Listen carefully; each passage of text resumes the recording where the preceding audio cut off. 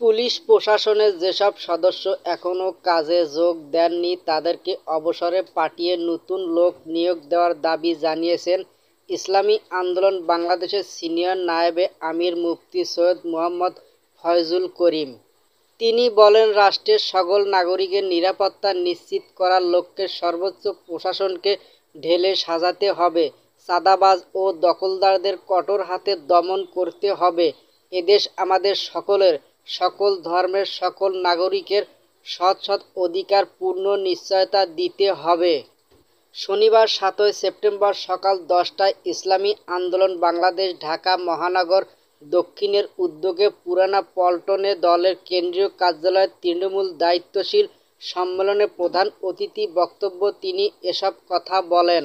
দলের সহকারী মহাসচিব ও ঢাকা মহানগর দক্ষিণ সভাপতি মাওলানা মুহাম্মদ ইমতিয়াজ আলমের সভাপতিত্বে মুফতি ফয়জুল করিম আরও বলেন, বিগত বছরগুলোতে মেহনতি মানুষের ট্যাক্সের পয়সা অপরিকল্পিতভাবে খরচ করা হয়েছে, প্রতিযোগিতা দিয়ে রাষ্ট্রীয় সম্পদ লুট করা হয়েছে, দেশের টাকা বিদেশে পাচার হয়েছে।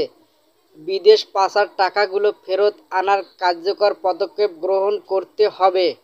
দায়িত্বশীলদের দক্ষতার সঙ্গে সকল কাজ শেষ করার আহ্বান জানিয়ে তিনি বলেন, সময় এসেছে কোরবানির নজরানা পেশ করার। সর্বোচ্চ কল্যাণ রাষ্ট্র প্রতিষ্ঠার পূর্ণ প্রস্তুতি নিতে হবে।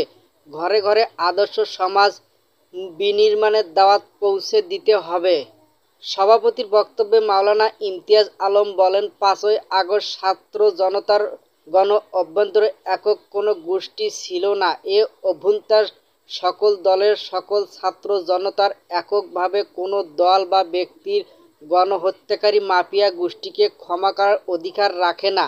বিগত ১৬ বছরে হাজার হাজার মানুষের বুক খালি হয়েছে, অনেক বোনকে করা হয়েছে বিধবা, বাবার ছায়া থেকে বঞ্চিত হয়ে শত শত শিশুর আত্মচিৎকার আমরা এখনো শুনি। ১৬ বছরের নাগরিক তাণ্ডবের বিচার ফায়সালা না হওয়া পর্যন্ত তাদের ক্ষমা করার আপনারা কারা?